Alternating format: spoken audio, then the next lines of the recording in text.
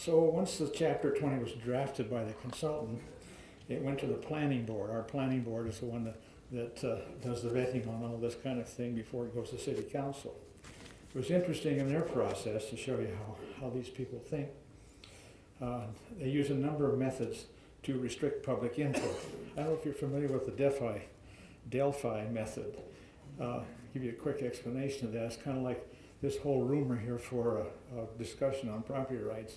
They'd give you something as you came through the door, gave you a number or a color of a card or something, and they'd say, all number 2s to that table, all number 8s to that table, and everybody has a blue card to that table. The thing about it is each one of those tables had somebody there that was in favor of all this. And so the arguments would take place at each table, but never went any further than that. The spokesperson at the table would stand up and say, well, we had a little discussion here, and this is what we agreed in, and da-da-da-da-da-da. And it would always be something that supported this business of densifying the area. Another thing they did was kind of interesting to watch. They'd say, okay, everybody get in line that wants to testify at one of these public hearings, either in this aisle or this aisle, and we'll start calling on you. Well, the people that are in support of this kind of stuff show up with their arguments already, and as soon as they say get in line, bam, they're there. So you got 10 people in this line and 10 people in this line, and poor old Joe Blow that's only got an hour or two, but he has to go to work tomorrow. He comes down, wants to testify. He's sitting there looking at 3 or 4 hours of testimony before he gets anywhere in the front. And pretty soon people begin to say, I don't want any more of this. I'm not going to come down here and do this. And so, again, the people that had concerns about the whole process never got to be heard. The newspaper never picked up on any of this. Of course, we questioned in Missoula who the Missoulian works for. Anyway, the other thing was when somebody did, regardless of what they had to say, they'd stand in front of the planning board and they'd testify. When they get done, the typical reaction was, thank you, next. Nobody ever wrote anything down about what was said or what the questions were. I have never run a public meeting myself. I didn't have somebody over here with a flip chart writing down what people said, the question, and we do our best to get an answer back to them later. Not these folks. They didn't care what you said. As far as I know to this day, outside of the minutes for the given meeting, nobody has ever seen a compilation of what was said at one of these meetings. There was even some degree of intimidation. We heard several times that people on the planning board said, we just don't want to listen to 3 hours of public comment. In other words, you're done, go on home.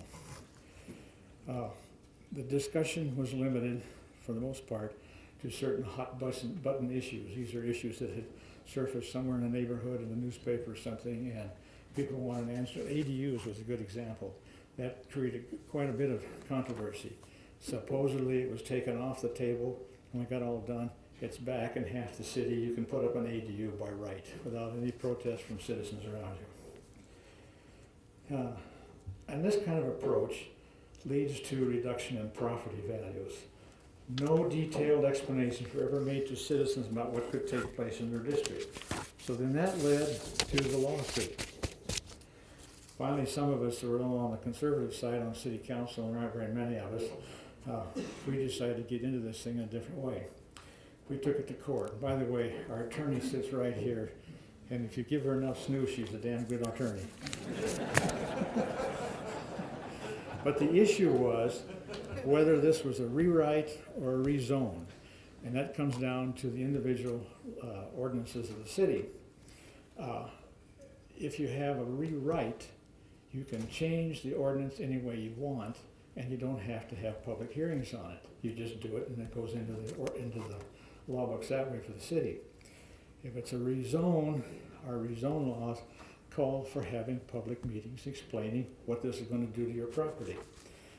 It wasn't that the 3 or 4 of us that finally ended in the lawsuit were against rezoning. We felt the issue was you needed to tell the people in the neighborhood specifically how this could affect their property. And they fought bitterly to stop this, and when they won the lawsuit, it meant they didn't have to. Now the court did not agree with this, but the court did not say we were wrong. The court said the 2 better ways to do this. One is to go use an injunction, we're all done.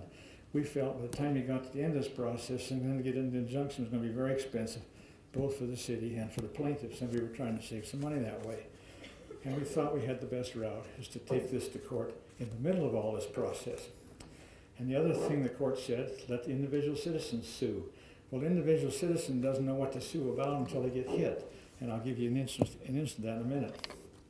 At any rate, after the lawsuit was defeated, then this thing was passed by a majority of the city council.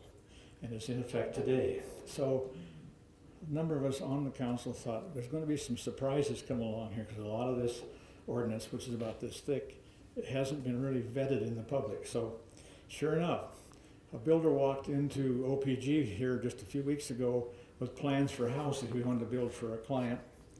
And when he put his plans on the table, gotcha, understand. And the OPG people said, you can't build that kind of house here anymore. What do you mean?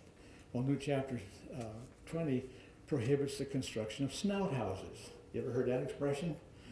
That's where the garage sticks out past the front of the house, either 2 feet or the full length of the garage. And the only way you can get around that is to build a garage on the side of the hood, which if your property isn't wide enough to do that, you can't do that. So figuratively speaking, you push the garage back into the house, which means you give up some living area in the house for to store your car. Naturally, if you're getting ready to build a house and you find out you got to do that, you don't want the house that way, so you probably walk away from the builder. So builders who thought they were getting something good out of all this are now finding out it's not going to go that way. The other things we think we're going to have is parking restrictions. Look like they're going to be a lawsuit. Signs, that's another thing that's coming along, electronic signs and that type of thing. So how do we roll all this back? Well, the legislature comes to mind, but having been in the legislature, being the only Republican from Missoula County, I don't think that's going to happen. A lot of those people don't care about Missoula. City council elections, if we can get enough people that are all torn up and caught up in these surprises, I think we may be able to change the makeup of city council, maybe we can roll it back. And individual lawsuits, that may be a thing too. Otherwise, the next best thing is revolution, and I think that's coming. Keep your powder dry.